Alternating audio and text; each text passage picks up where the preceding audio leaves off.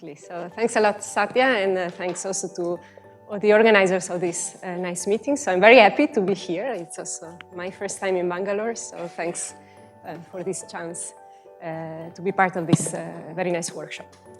Okay, so the talk of the topic that I'd like to tell you about today is based on joint work that we have been doing with Alessandro Pacco, who is a PhD student in our lab, the LPTMS in Orsay, and Alberto Rosso, whom you have met just before.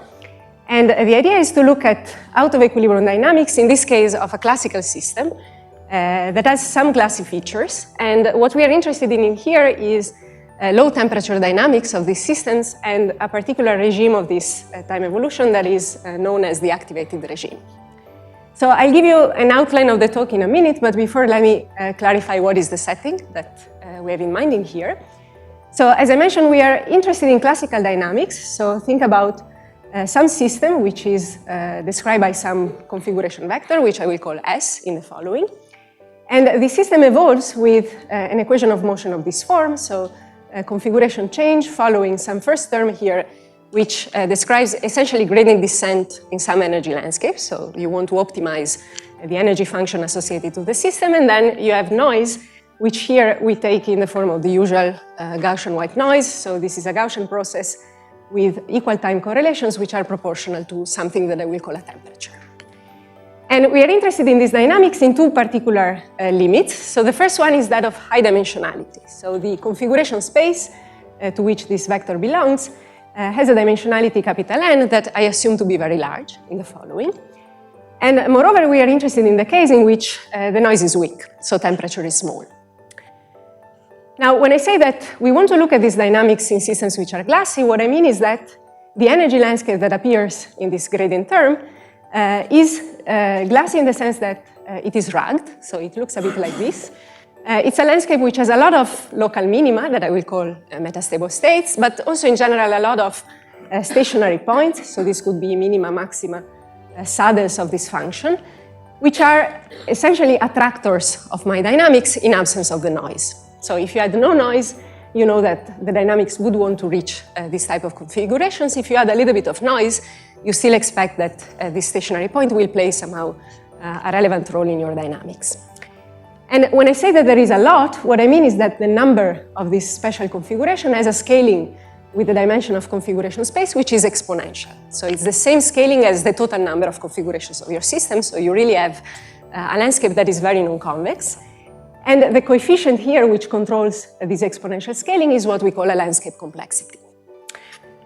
Now, one very natural way to generate landscapes which have a positive complexity is by introducing randomness, essentially, in your system. So this is what I will do in the following. I will consider situations in which this energy function is a random function defined on configuration space with a given statistics that is, for simplicity, we will take to be Gaussian. Okay, so let me tell you what we do in this work, and then I will essentially spend the rest of the talk trying to motivate why we do this calculation and what this has to do with this activated regime of the dynamics. So what we compute essentially is what I call here a conditional entropy. So it's essentially a counting problem where what we want to count is the number of triplets of metastable states. So think about local minima of these complicated landscapes. This is what I call here S0, S1, and S2. And we want to count them as a function of their properties. So this means that we want to fix their energy density, which are parameters of our choice. And we also want to fix their geometrical configuration, so the distances between these points in this underlying very large configuration space. And to be slightly more precise, the object that we actually compute is this function here, which I call a 3-point complexity, which is a function related to this number n. So this number n is a random variable because my landscape is random. And it counts essentially the number of configurations as 2, so let's say the third element of my triplets. And S2 has to be a stationary point. It has a given energy density of our choice, and it is conditioned to be at fixed distance from another pair of configurations, S0 and S1, which themselves have a conditioning in the energy density and on their mutual distance, B01. So in this sense, I call this a conditional entropy. We're actually counting the number of configuration as 2 under the conditioning on the other 2. And what I will do in the following is essentially discussing why, as I mentioned, we want to compute this quantity. So I will give no details on what is the structure of the calculation behind this.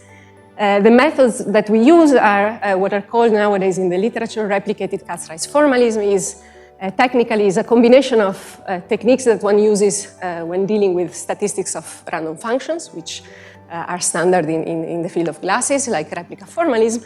And there's also quite a lot of random matrix theory behind this, but I will not go into that. But of course, if anybody's interested, I will be very happy to discuss this. And you may have a look at this review where we mention a little bit the structure of the calculation of this type of problems.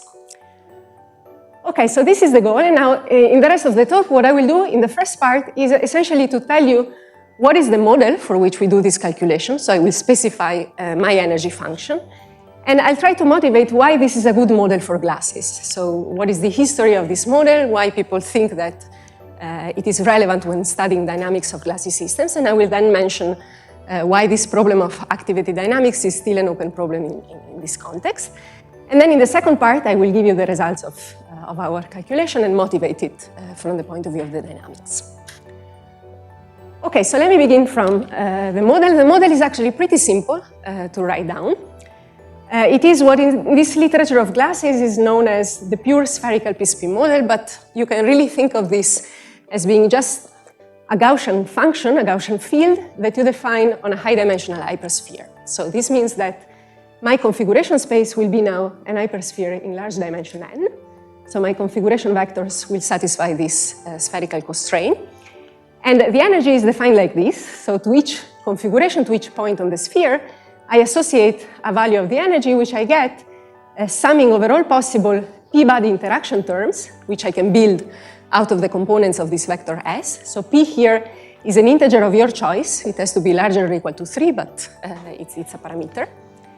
And this sum has coefficients, which are random variables with Gaussian statistics. So they are IID for each choice of the indices, and they have a given variance. So in my notation here, the variance is 1, and I scale everything in such a way that this field is extensive. So it scales with n.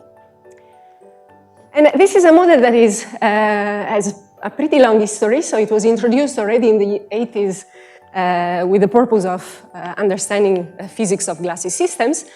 But I also wanted to mention that somehow if you look at the literature in more recent days, you will see that this model emerges actually in a variety of contexts which are not directly related to Glassy, and also which seem quite unrelated to each other. So let me just give a few examples. So you have problems of high-dimensional inference or denoising, where you have essentially, for example, tensors that have a deterministic component plus a random term, and you want to get rid of the random term, which represents the noise.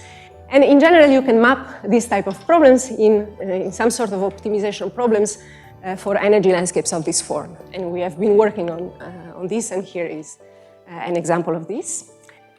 You can quantize the model, and then it becomes interesting in this context if you want to study violations of eigenstate thermalization hypothesis and clustering of the Hilbert space. This is another example here. It's a model that nowadays people are also looking at in the context of holography. And there may be in the audience people that work on SYK, so you will recognize that the structure is very similar, except that for SYK you have fermionic variables, and here I just have real numbers. And moreover, very recently there is a lot of work which is related to understanding and modeling theory of learning, so in the context of machine learning, for example. And this model emerges there in different forms, so both if you're interested in supervised learning, so when you have to train networks, but also in the context of generative models. And again, this is an example which comes from the field of generative models. So there is quite a lot of interest in understanding features of these high-dimensional Gaussian landscapes. Now, coming back to Glassy, why is this, let's say, a good model? And in particular, why is this a good mean field model for Glassy systems, which I think may look a little bit surprising, because in general, when you think about Glassy, so these are physical systems, they are made of particles, so if you have to figure out what is a good mean field model for these systems, you may think about models of particles, so where your degrees of freedom are particles, which interact to each other, and that you study in some mean field limit, which corresponds essentially to the infinite dimensional limit. And in fact, these type of models have been solved in the literature, but they have been solved pretty recently, so I would say in the last 10 years or so. And the mathematics, the theoretical construct, which is behind this type of theory, is actually quite non-trivial. But it's very worth in the sense that from this type of analysis, you can extract really a lot of predictions which are quantitative on both dynamics and static properties of these glassy systems.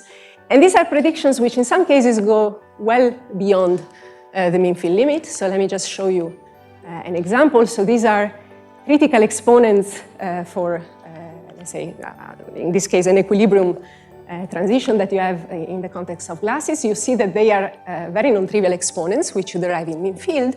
And these are simulations down to 3 dimensions. So, I mean, it's a theory that can be relevant well beyond mean field.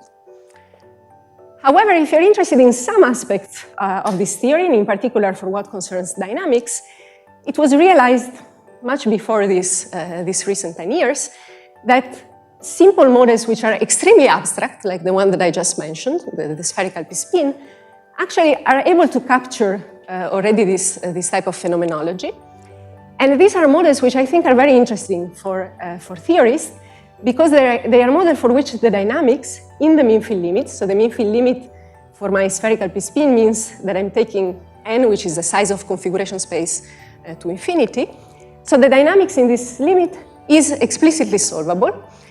And the solution is non-trivial, so it captures really phenomenology of out of equilibrium, such as the occurrence of aging, that are pretty interesting and that you find then when looking at models of interacting particles. So let me summarize a little bit this phenomenology. So I'm mostly interested in dynamics. So one very standard way to study dynamics, which everybody here is very familiar with, is by means of quenches. So here I have a classical system. So a quench for me would be essentially a quench in temperature, which means that I take my system, I prepare it in an initial condition that is, let's say, at equilibrium at some very high temperature, say infinite temperature. So this is just a random configuration on my sphere. And then I run my Langevin dynamics with a noise which is associated to a temperature which is much smaller. And the question that I ask is whether, under these dynamics, the system equilibrates at the temperature associated to the noise. So equilibration means several things, but one necessary condition is that if I look at one point function in time, so for example, at the behavior of the energy, I find that this converges to some stationary value, and this stationary value is precisely the one that is predicted by thermodynamics at the temperature associated to the noise. Now, I do this exercise for my spherical p-spin, and what I see is that there is a special temperature that I call TD, this stands for dynamics, where a transition occurs. So if I quench above this TD, everything works well and my system thermalizes. Whereas if I try to equilibrate below TD, I see that the system in mean field is not able to reach this equilibration. It goes out of equilibrium, and it has all these interesting dynamics with aging phenomenology. So aging essentially means that the dynamics of my system becomes slower and slower as time evolution proceeds. So relaxation timescales of my system grow with the age of the system, basically. And you may wonder, well, okay, I have a dynamical transition. Does it correspond to some thermodynamic transition which is underlying? And you find that this is not the case here. So this is a system where you do have a thermodynamic transition between a paramagnet and a glass phase, but this happens at a temperature which is different from the one of the dynamics and which is smaller. So what's going on at this transition that is purely dynamical? And which is relevant because it captures somehow the phenomenology of these glass-forming systems, like supercooled liquid, that have a temperature where you see that relaxation timescales essentially grow by order of magnitudes. So this is in log scale, and you see that in a small interval of temperature, I have a huge shooting up of, in this case, viscosity of these materials. Now, what's going on? I told you that this has a solvable dynamics, so let's see what this solution tells you. So having a solvable dynamics in this context means that this is a system for which you can derive exact equations of motion, which we call the MFT, for, let's say, dynamical quantities, which are essentially 1 or 2 point function in times. So you see here correlation functions or the profile of the energy density. There are also response functions, which are hidden in here, which are essentially order parameters of your dynamical theory. So in the limit n going to infinity, you can derive such equations which are exact and which are closed in these quantities. They look like this.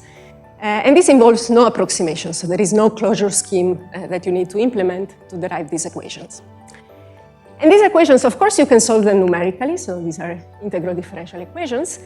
But you can also find really ansatz which solve, so let's say you can guess what is the functional form for these objects that if you plug it into this equation, they solve the equation in the limit of large times.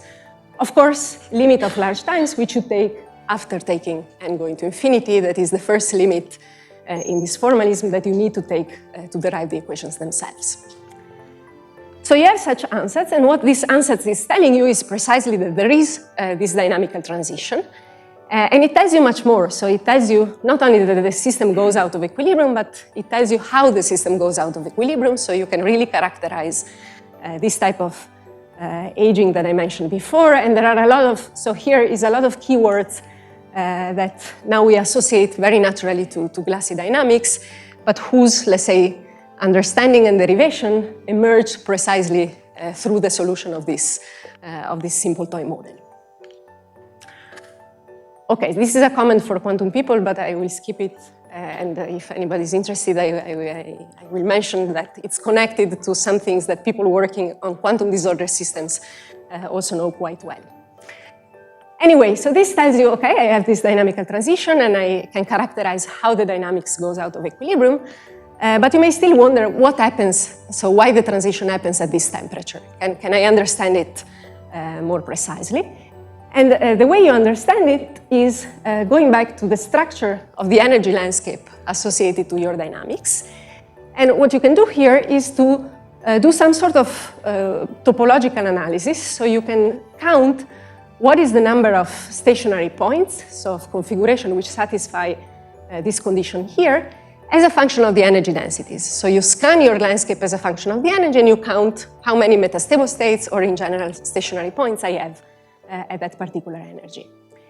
And if you do this, you realize that there is a special energy, which is the energy that corresponds to the dynamical temperature. So it's the energy of equilibrium at the temperature where you have your dynamical transition, where you have what people call a topological transition in the structure of the energy landscape. So this means that if you look at the landscape above this special energy, you count these stationary points and you realize that all the stationary points up here they are exponentially many, first of all, but they are all saddles. So they are stationary points which are unstable dynamically. So you look at the landscape around and you find that the curvature of your landscape has many directions where it is negative. So your gradient term will allow you to move along these directions and to move away from the corresponding stationary point.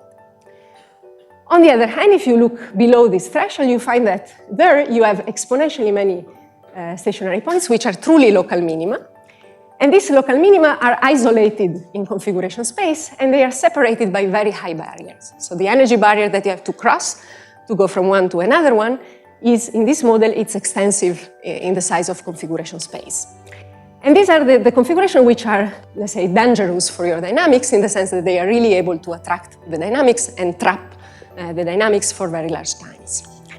And so you understand why you are going out of equilibrium. So you are doing your quench, you start from very high energy, you ask to your system to equilibrate at a temperature that corresponds to an energy which is below the threshold, and the system will not do it in its mean field dynamics because it will be able to descend in this landscape in the upper part where you have all these saddles, but then exactly at the threshold it will start to meet these metastable states, and there it will be essentially stuck, it will go out of equilibrium, and you have the dynamical transition. Okay, so this is all well understood, but as I stressed, this is well understood in mean field. So you need to take n going to infinity and then to study the dynamics at large times. So you may wonder what happens to this dynamical transition if I now try to go beyond mean field.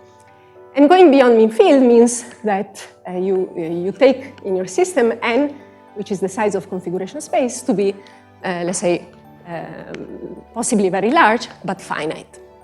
And what happens is that this transition in this limit becomes essentially a crossover, and it becomes a crossover because you have activated events. So events in which your system is able now to jump from metastable state to metastable state, crossing these high energy barriers. Now, crossing these energy barriers requires that you use the noise somehow to counteract the gradient and climb up in this energy landscape.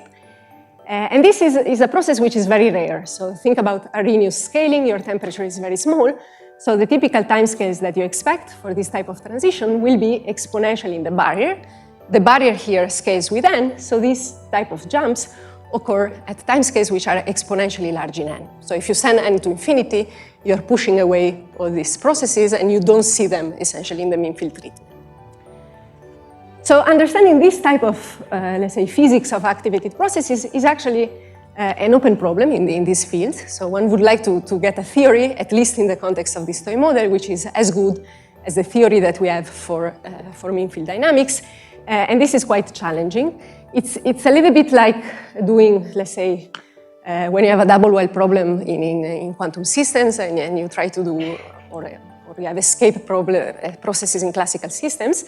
But the problem is that you have a geometry that is very complicated. So it's not just two wells, but it is exponentially many wells that you can explore.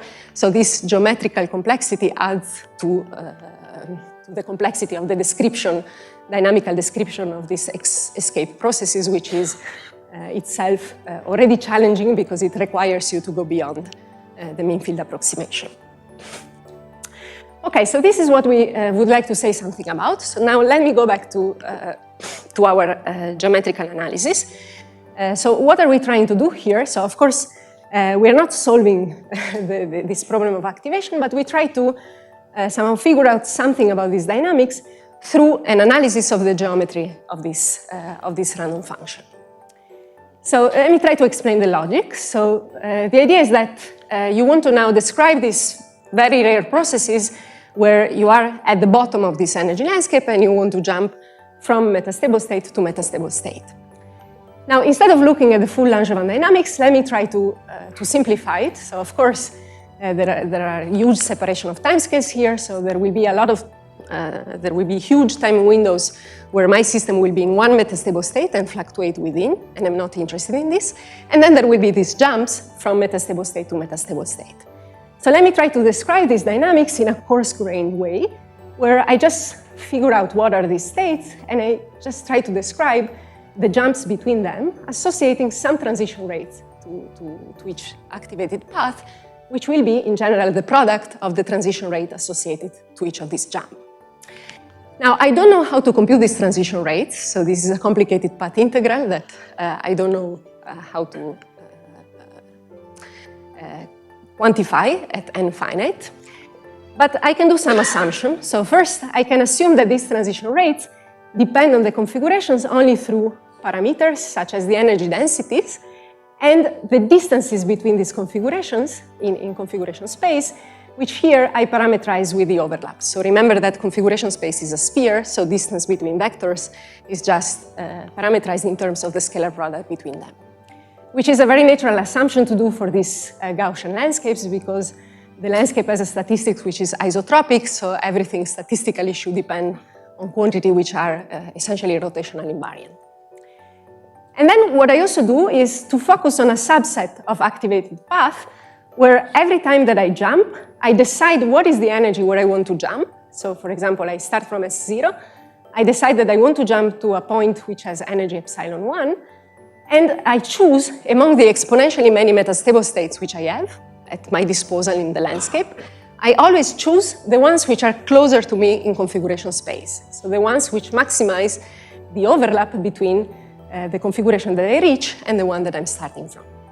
So in this way, my transition rates essentially are parameterized by the energy densities and by these overlaps which are obtained through some maximization process over the full population of metastable states, which are surrounding the first one in configuration space.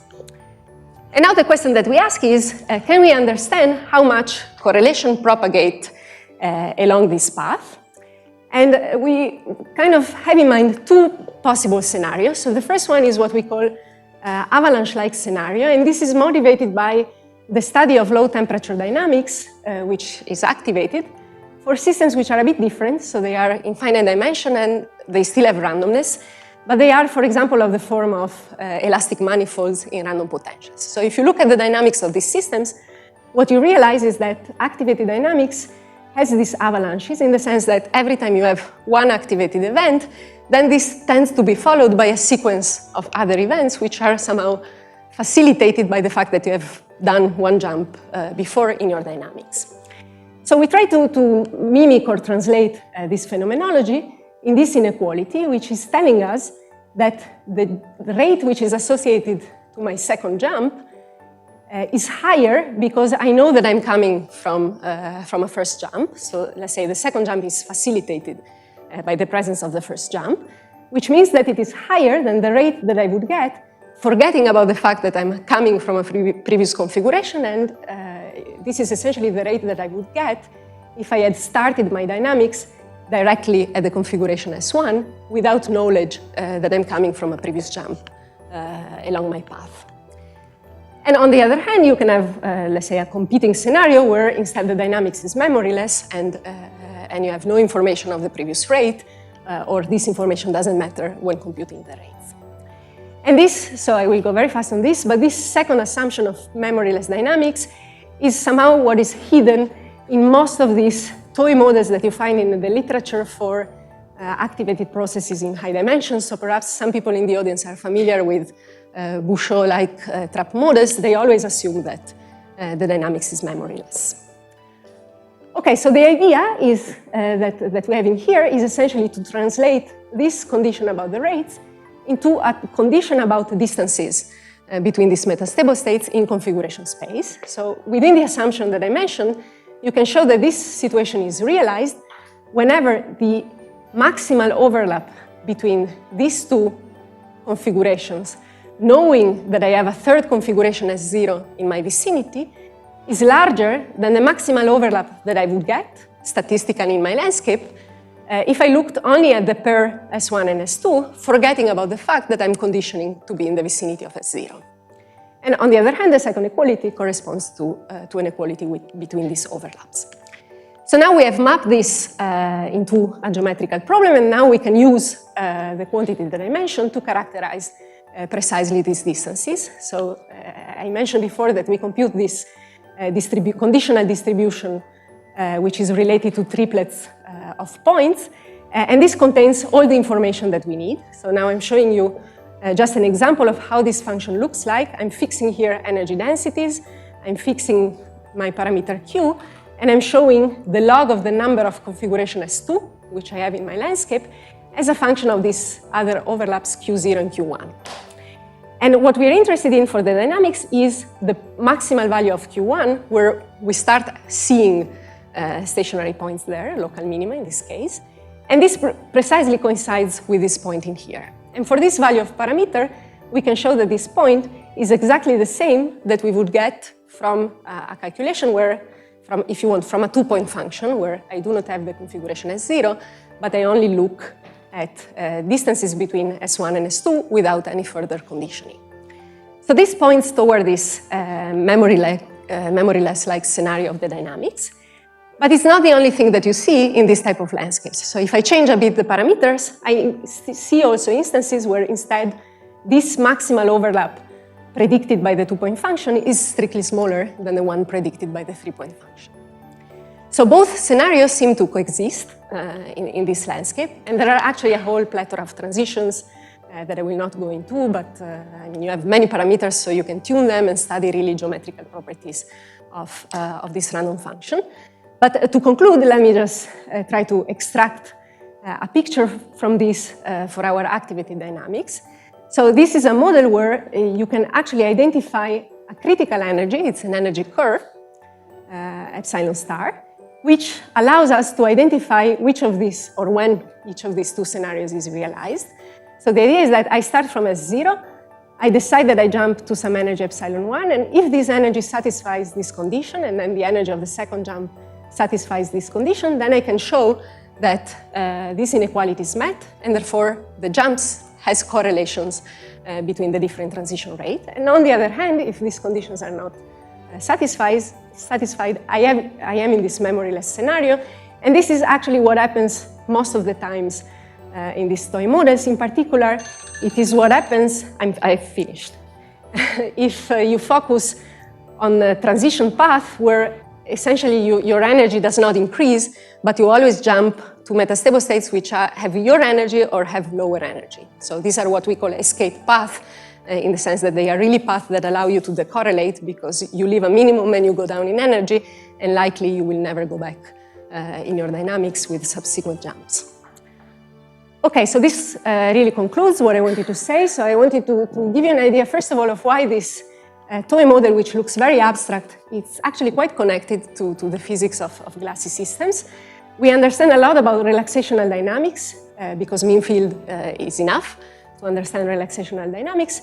We do not understand much about activated dynamics because we have to go beyond mean field. And here we try to say something about this using knowledge which comes from, let's say, the statistics of the distribution of our metastable states. And I'm done. So thanks a lot for the attention.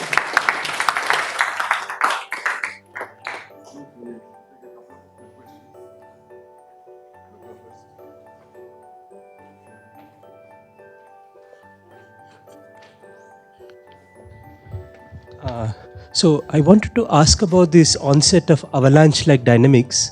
So is the statement that somehow the 3-point complexity, as you're saying, is a better characteristic and you don't need, let's say, to go to 4 points and so on? Is there a... No, not quite. So if you... So or is there a hierarchy of inequalities? Exactly. And this is all controlled by the energies of the configuration that so if I satisfy this condition for the first 2 jumps, this is telling me that the rate of the second jump is correlated to the rate of the first. And then I do a further jump, and I have the corresponding conditions. And then if I met the corresponding condition, I have correlations which propagate. So there, I would need to compute a higher point complexity. But you see that in your models, you don't need to, that somehow an independent characterization of when avalanche-like dynamics sets in versus this 3-point complexity landscape. You're saying it always coincides? Is that no, I would say my static analysis, if you want, is telling me hints, because we did some assumption behind this, about whether I do need to compute higher order correlations or not. And in most of the cases, I see that in fact I don't, because the 2-point function is enough to describe also correlations between 3 points. But if I decide to jump, so this happens essentially when I'm in a metastable state at low energy and I decide to jump up, and then I stay high in the energy landscape, then their correlations matter. But if I decide to jump at least at the same energy that I have or lower, then the 2-point function, if you want, is enough. Okay. And these are the protocols that people use. So equal energy path are the protocols that people use to study avalanches in finite D. So this points toward the fact that those type of avalanches in finite D, you don't have them in this type of abstract model. Okay, thank you. Thanks, very interesting. Just a question about the glass transition temperature in this model. Does that distinguish between the kind of minimas that you are populating at different temperatures? It depends on which one. In the p-spin model that you're calculating? Yes, so you're referring to the dynamical or yes. The dynamical glass transition, yeah. Yes, it is, in the sense that at the energies which are of equilibrium at high temperature, what happens is that your landscape does not have metastable states. It just has saddles which are not trapping for your dynamics. But what would it mean for the 2 types of minima that you are looking at for the dynamical glass transition? So you have 2 different types of minima, right? Avalanche and memoryless. Yes, it's not the type of, I mean, it's more related to correlation between minima, but to answer your question, we are down here. Okay. We are inside what dynamically you would call the glass phase, and there I see, okay. It's inside the menu, okay. So that's, okay. The 2 scenarios don't tell you anything about Understood, TD. understood. You are below TD. Okay. Long live India and France friendship.